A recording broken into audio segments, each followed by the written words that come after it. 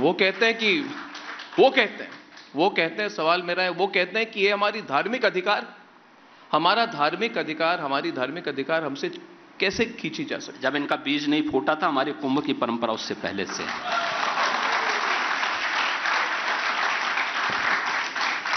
तो योगी जी,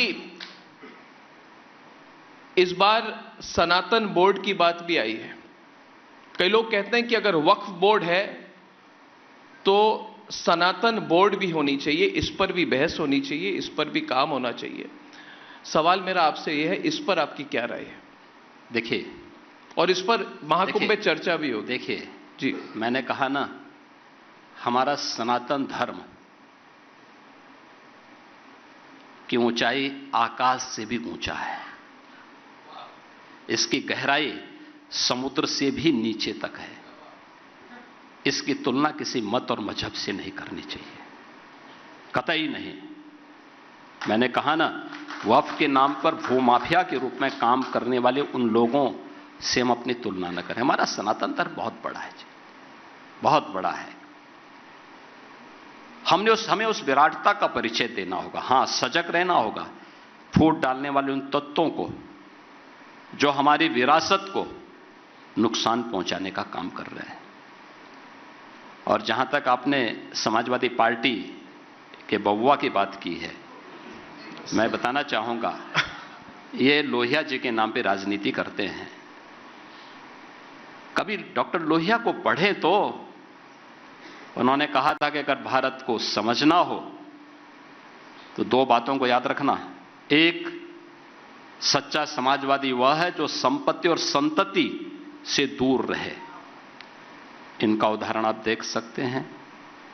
और दूसरा, उन्होंने कहा भारत को अगर समझना हो तो राम, कृष्ण और शंकर, इन तीनों को पढ़ो, तीनों का अनुसरण करो।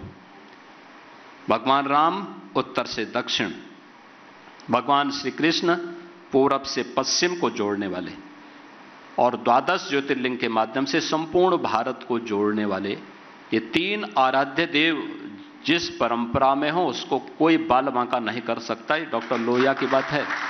तो कम से कम लोहिया को पढ़ें। तो अगर लोहिया को पढ़ेंगे तो मुस्लिम परस्ती से बच पाएंगे और आने वाली पीढ़ी को अच्छा कुछ बता पाएंगे। जिन्होंने केवल एक ही बात सोची है, एक ही बात जानी है, उन लोगों से क्या उम्मीद कर सकते। मगर जो हिंदू नेता है जो अब तक रामलला के दर्शन नहीं कर गए, अभी तक, देखिए हमारे नेता हैं जो रामलला के दर्शन करने नहीं गए, ये क्यों नहीं गए?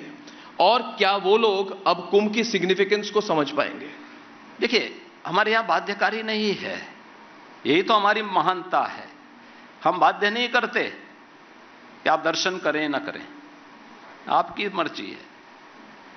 भाई, जो जाएगा पुण्य का भागीदार बनेगा, जो नहीं जाएगा अपने कर्मों की सजा भुगतेगा। जाने दो सबको, उनकी मर्जी पर छोड़ देना चाहिए। और मुझे लगता है इतनी स्वतंत्रता सनातन धर्म ही दे सकता है, दुनिया के अंदर कोई मत और मजहब नहीं दे सकता। मगर वो अब तक रामलला के दर्शन करने क्यों नहीं गए? क्योंकि नैतिक रूप से इतना साहस ही नहीं है। नैतिक रूप से साहस नहीं है, एकदम नहीं है। इन्होंने अयोध्या के साथ क्या व्यवहार किया था? अयोध्या को विकास से वंचित किया जी, अयोध्या को उसके अधिकार से वंचित किया, अयोध्या को उसकी विरासत से वंचित किया। तो ये तो विरासत के तो विरोधी हैं ही, विकास के भी विरोधी हैं। जिन्होंने अयोध्या के वासियों के साथ सौतेला व्यवहार किया है, उनको नैतिक रूप से अयोध्या जाने का कोई अधिकार नहीं। जो नैतिक रूप से परिपक्व होगा वही अयोध्या जा पाएगा। योगी जी, आपको याद होगा, और जब मैं आपसे मिलता हूं मैं थोड़ी सी लिबर्टी लेता हूं, खुलकर बात पूछ लेता हूं। 3 साल पहले आपसे मुलाकात हुई थी, अयोध्या सरयू के तट पर इंटरव्यू किया था आपके साथ मैंने, और आपने उस बार बुलडोजर की बात कही थी और एक तरह से खलबली मच गई थी उसमें। और मुझे भी तब पता नहीं था कि बुलडोजर शब्द से इतनी खलबली मचती है, मगर एक तरह से लगा कि इलेक्ट्रिसिटी आ गई ऑडियंस में, मुझे नहीं पता था। उस दिन मैंने देखा तो सरयू तट पर जब इंटरव्यू किया था, आपने बुलडोजर पर खुलकर बात की थी। और योगी जी, मैं आपके करियर, आपके पर्सनैलिटी और आप जो बात कहते हैं उसको बहुत क्लोजली फॉलो करता हूं। मुझे नहीं लगता कि आप ऐसे ही बोल देते हैं। लोग कहते हैं Yogi ji spur of the moment में बोलते हैं। मैं कहता हूं कि योगी जी हर वक्त सोच के बोलते हैं। जैसे विधानसभा के अंदर जब आपने कहा कि माफिया को मिट्टी में मिला देंगे, तब आपने किया भी, और जो आप कहते हैं आप करते भी हैं। आप डायरेक्टली बात करते हैं और डायरेक्टली करते भी हैं। और फिर आपने कहा बटेंगे तो कटेंगे, नेक रहेंगे, एक रहेंगे तो नेक रहेंगे। आपको क्लोजली फॉलो करता हूं। आपने संभल की बात की, मैंने भी संभल में कई सारे रिपोर्टर भेजे थे। आपका पूरा अप्रोच है हिंदू एकता, राष्ट्रीय एकता, और मेरा इशारा नहीं, मेरा सवाल संभल को लेकर है। और ये सवाल बहुत लोगों के मन में है योगी जी, सिर्फ मेरे मन में नहीं है, क्योंकि संभल में जो हुआ विधानसभा चुनाव, जो उपचुनाव हुए थे उसके एक दिन बाद हुआ। और सवाल मेरा यह है कि जो संभल में हुआ वो न्यायिक व्यवस्था को रोकने की कोशिश थी या फिर योगी आदित्यनाथ को रोकने की कोशिश थी, जिन्हें एक दिन पहले उपचुनाव में बहुत बड़ी जीत हासिल हुई थी? क्या न्यायिक व्यवस्था को रोकने की कोशिश थी योगी जी, या आपको रोकने की कोशिश थी? देखिए, क्या आपके पार्टी को रोकने की कोशिश थी? देखिए, एक चीज हम बात नोट करें जी। जो लोग देश के अंदर संविधान की पुस्तक लेकर के घूम रहे हैं या संविधान की दुहाई दे रहे हैं, इन लोगों ने बाबा साहब डॉक्टर भीमराव अंबेडकर जी के द्वारा बनाए गए संविधान की सबसे ज्यादा अवहेलना की।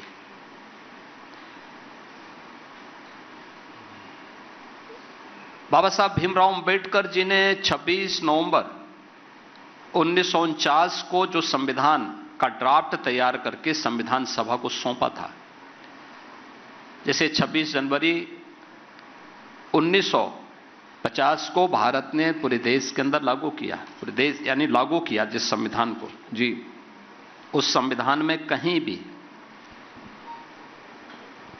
सेकुलर और सोशलिस्ट शब्द नहीं है, प्रियम्बल में नहीं है। जी नहीं। मूल प्रति को अगर आप देखेंगे, जी, कहीं नहीं है। यह शब्द, ये दोनों शब्द भारत की संविधान की मूल आत्मा पर प्रहार करते हुए कांग्रेस ने तब डाला जब देश के अंदर इमरजेंसी लागू थी। संविधान का गला घोंट करके जो शब्द डाले गए हों, वो भारत की संविधान की आत्मा कैसे हो सकते हैं?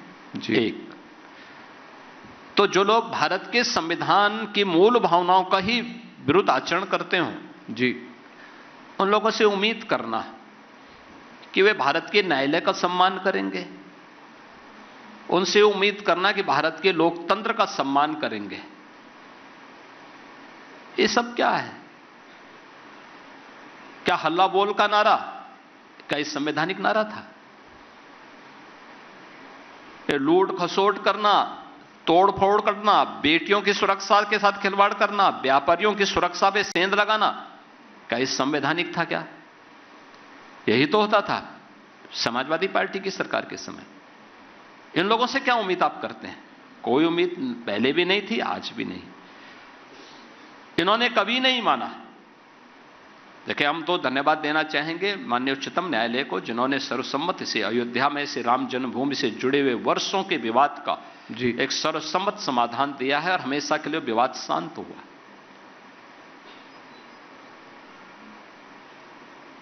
वहां पर सर्वे का आदेश भी संभल में माननीय न्यायालय ने दिया। बिल्कुल, केवल सर्वे होना था, बिल्कुल, कोई भी अन्य नहीं। और ऐसा नहीं कि 19 को सर्वे हुआ, 21 को सर्वे हुआ, 24 को सर्वे होने जा रहा था। 24 को जिस तरीके से वहां पर फिर शरारत की गई, जिस तरीके से माहौल खराब किया गया 24 नवंबर को, ये सबके सामने आया। देखिए, हिंदुओं की सहनशीलता देखिए आप। भारत के अंदर अगर आप पुराणों के कालखंड को आप देखेंगे तो 5000 वर्ष से लेकर के 3000 वर्ष का जो कालखंड है, लगभग 2000 वर्ष के दौरान भारत के अंदर अलग अलग पुराणों की रचना हुई। श्रीमद् भागवत महापुराण 5000 वर्ष पहले भगवान वेदव्यास ने रचा और उसके बाद उन्होंने पुराणों और उपपुराणों की रचना करने की एक नई श्रृंखला को, एक नई शैली को जन्म दिया, आगे बढ़ाया, वो परंपरा आगे बढ़ी। 5000 वर्ष पहले मैं पूछना चाहता हूं,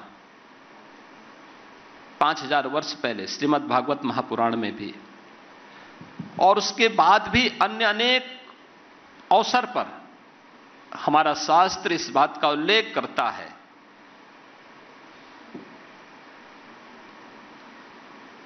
कि संभल में श्री हरि विष्णु का 10वां अवतार कल्कि के रूप में अवतरित होगा।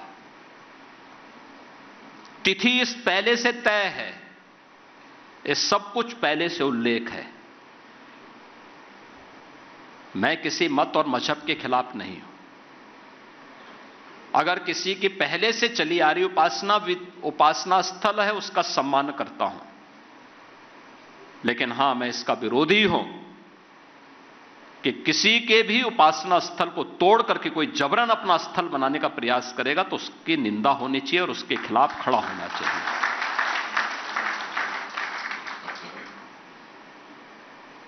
उसके खिलाफ समुदाय को, समाज को खड़ा होना चाहिए। जो अपनी आने वाली पीढ़ी के भविष्य को उज्जवल बनाना चाहता है, उन सबको खड़ा होना चाहिए, बोलना चाहिए। क्योंकि न्याय का प्रतिकार नहीं करोगे तो न्यायी सबका शोषण करेगा एक दिन। संभल के बारे में सारी चीजें पहले से तय हैं। आज आप देख रहे होंगे कैसे एक एक करके वहां पर संभल का इस्लामीकरण हुआ,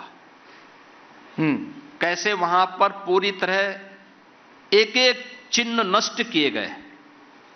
हिंदू विरासत से, सनातन धर्म की विरासत से जुड़े हुए स्थलों को कैसे नष्ट किया गया, तालाबंद कर दिया गया, कुएं पाट दिए गए, बावड़ियां पाट करके घर बना दिए गए, सब कुछ कर दिया, कंक्रीट लगा दी गई और लगातार वहां दंगे होते थे, कोई सरकारें नहीं बोलती थी। 1947 से लेकर के 2017 के पहले तक 209 हिंदुओं की हत्या हुई। 1976 में 8 हिंदू निर्मम रूप से मारे गए और 1978 में 184 हिंदुओं की सामूहिक हत्या हुई। एक भी दरिंदे के खिलाफ कार्रवाई नहीं हुई, एक के खिलाफ भी कार्रवाई नहीं हुई। और उसके बाद भी लोग शांति के पैगाम लेकर के घूमते हैं। यानी गरीबों के घर उजाड़ोगे, हिंदू बेटी और हिंदू बहनों की सुरक्षा में सेंध लगाओगे और तब भी शांति का पैगाम लेके घूम रहे हो। हिंदू व्यापारियों के प्रतिष्ठानों पे कब्जा करोगे, हिंदू धर्मस्थलों को नष्ट करोगे और तब भी शांति के पैगाम के दूत बनकर के घूमते हो। इस चेहरे को उजागर किया जाना चाहिए और सबके सामने चीजें आनी चाहिए। अगर कोई दरिंदा है तो उस दरिंदे को सार्वजनिक रूप से जनता के सामने खड़ा किया जाना चाहिए। और संभल में भी कहीं ना कहीं ये अलग अलग कालखंड में हुआ था। याद रखना, आईने अकबरी में इस बात का उल्लेख है। मीर बाकी ने, यानी मैंने पुराणों की बात तो कही जी, ये तो आईने अकबरी हमने नहीं लिखी, ये अकबर के समय का ग्रंथ है। बाबर की खानदान का या उनका एक नया शासक था, उसने इस बात का उल्लेख किया कि 1526 में मीर बाकी, ये वही दरिंदा है जिसने अयोध्या में राम जन्मभूमि के मंदिर को अपवित्र किया था 1528 में। और 1526 में संभल में श्री हरि विष्णु के 10वें अवतार से जुड़ा हुआ श्री हरि का जो मंदिर है, उस मंदिर को तोड़ करके उसके ऊपर एक मस्जिद नुमा ढांचा खड़ा करने का काम किया था। मैं पूछना चाहता हूं, इनके पास 500 वर्षों से अधिक का इतिहास नहीं, और मैं कहता हूं मेरे पास 5000 वर्ष से पुराना इतिहास है, मैं प्रमाण दे रहा हूं।